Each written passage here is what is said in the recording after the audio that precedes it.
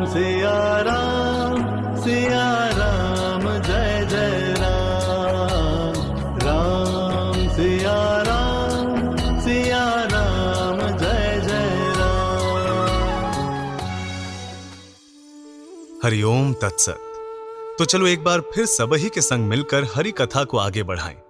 अब पिछली बार हमने कथा सुनी कि कसी भरत में लाभ भयो और भरत श्री राम की चरण पादुका लेकर वापस अयोध्या आ गए और उनको राज सिंहासन पर स्थापित कर दियो। और इसी के साथ रामचरितमानस को अयोध्या कांड भी समाप्त होता है। और अब हम शुरू करेंगे अरण्य कांड। श्री राम, माता सीता और लक्ष्मण तीनों ने चित्रकूट से आगे प्रस्थान करो और एक लंबी यात्रा करते करते वे पहुंचे दंडक वन।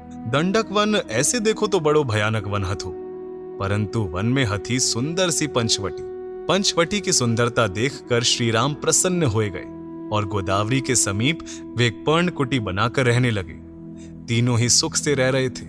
वन में मिल जाने वाले कंद मूल और फल खाकर पर्वत, नदी, वृक्ष और पशु पक्षियों के संग सामंजस्य से रहते थे।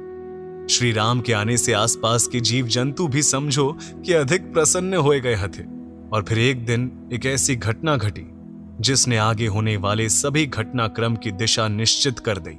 लंका का राजा हथो रावण, बड़ो ही बलशाली, 10 सर और कई भुजाओं वाला। उसकी एक बहन हथी शूर्पनखा।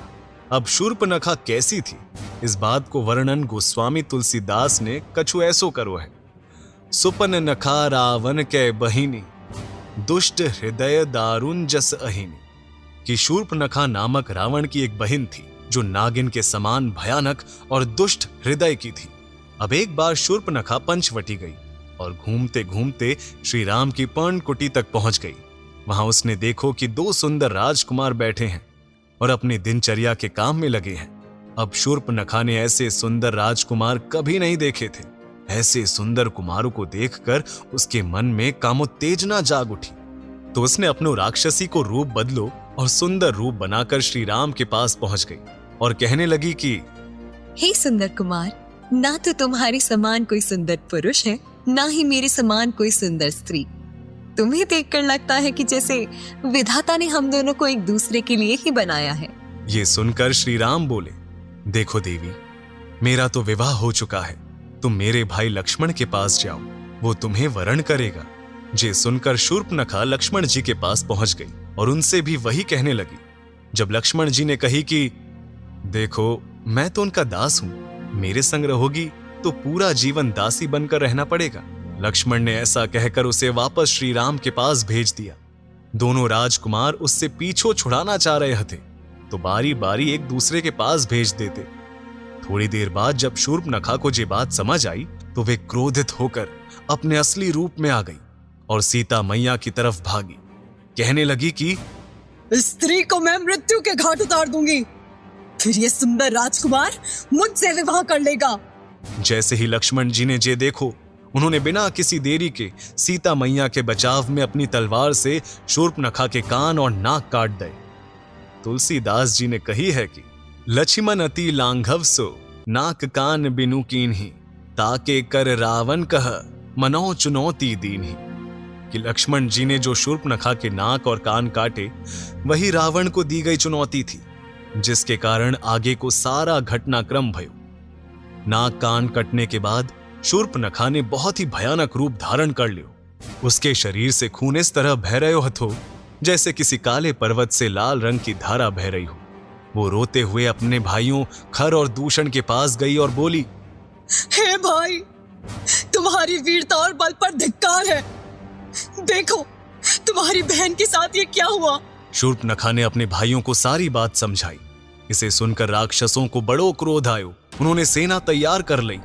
राक्षसों की सेना झुंड में आगे बढ़ने लगी, मानो काले पर्वतों का एक विशाल झुंड उड़ रहा हो। वे तरह तरह की सवारियों पर बैठे हथे और उनके पास अगिनत भयानक हथियार थे। उन्होंने नाक कान कटी शूर्पनखा को अपने साथ लिया और आगे बढ़ने लगे। अब जब श्री राम ने देखो कि शत्रुओं की सेना नजदीक आ गई है, तो उन्होंने जानकी जी को लेकर लक्ष्मण जी से कही, तुम सीता को लेकर किसी सुरक्षित जगह पर चले जाओ और सावधान रहना। लक्ष्मण जी ने श्री राम के आदेश का पालन करो और धनुष बाण लेकर सीता जी के साथ चले गए। शत्रुओं की सेना के करीब आने पर श्री राम ने मुस्कुराते हुए अपना धनुष तैयार किया और उस पर बाण रखा।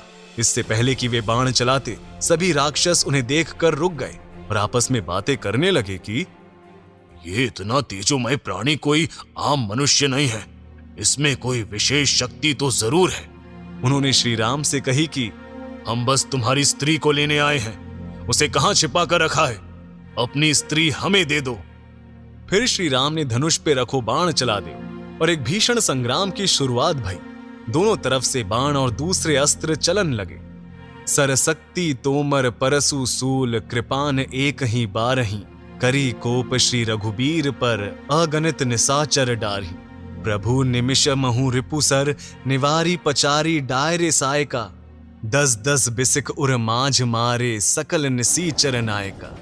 अगिनत राक्षस क्रोध भर के बाण, शक्ति तोमर फरसा शूल और कृपाण एक ही बार में श्री राम पर छोड़ने लगे। प्रभु ने पल भर में शत्रुओं के बाणों को काटकर ललकार कर उन पर अपने बाण छोड़े और सब राक्षस सेनापतियों के हृदय में 10-10 बाण मारे और कुछ ही देर में संग्राम में विजय प्राप्त कर ले।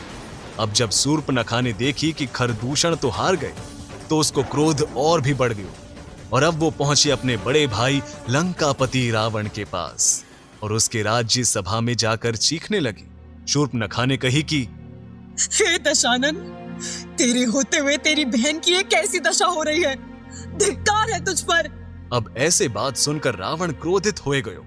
उसने पूछी कि पूरी बात तो बताओ, वो कौन है जिसने मेरी बहन के नाक और कान काट दिए? तब शूर्पणखा ने कही, अवध नृपति दशरथ के जाए, पुरुष सिंह बन खेलन आए, समुझी परी मोहि उन कह करनी, रहित निशाचर कर हहीं धरनी। कि वे अयोध्या के राजा दशरथ के पुत्र है, वीरता ऐसी जैसे सिंह के समान। दोनों जंगल में शिकार खेलने आए हैं। उन्हें देखकर ऐसा लगता है कि वे पृथ्वी को राक्षसों से मुक्त कर देंगे। दोनों भाई बड़े बलशाली हैं। वे असुरों का नाश करने में लगे हैं। उनकी सुंदरता भी सबसे उत्तम है और उनका नाम राम और लक्ष्मण है। उनके साथ एक सुंदर युवती भी है। मैंने ऐसी सुंदर स्त्री कभी नहीं देखी।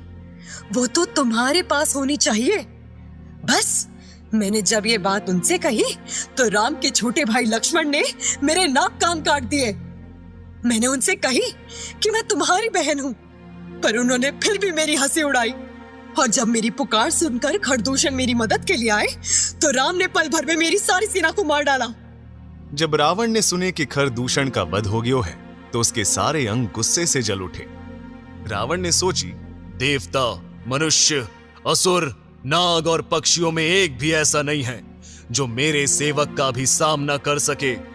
खरदूषण तो मेरे समान ही शक्तिशाली थे, तो उन्हें भगवान के अलावा और कौन मार सकता है? अब यदि देवताओं को सुख देने के लिए भगवान ने अवतार लिया है, तो मैं उनसे जाकर जिद करके झगड़ा मोल लूंगा और उनके बाणों से मारा जाकर इस जीवन के बंधनों से मुक्त हो जाऊंगा। और अगर वे सिर्फ मनुष्य रूपी राजकुमार हैं, तो मैं उन्हें युद्ध में हराकर उनकी सुंदर पत्नी को हर लूंगा। और फिर चला अकेल जान चढ़ी तहवा, बस मारीच सिंधु तट जहवा, यहाँ राम जसी जुगुति बनाई, सुनहु उमासो कथा सुनाई। रावण रथ पर चढ़कर अकेला ही वहां चला गया जहां समुद्र के तट पर मारीच रहता था। तो जे हथी कथा अरण्य कांड की शुरुआत की, कैसे लक्ष्मण जी ने शूर्पणखा के नाक और कान काट दिए। अब अगले अंक में सुनेंगे सीता मैया के छल से हरण की कथा। तो अगले अंक में आना जरूर। तब तक के लिए हरिओम तत्सत। राम सिया राम जय जय राम, राम सिया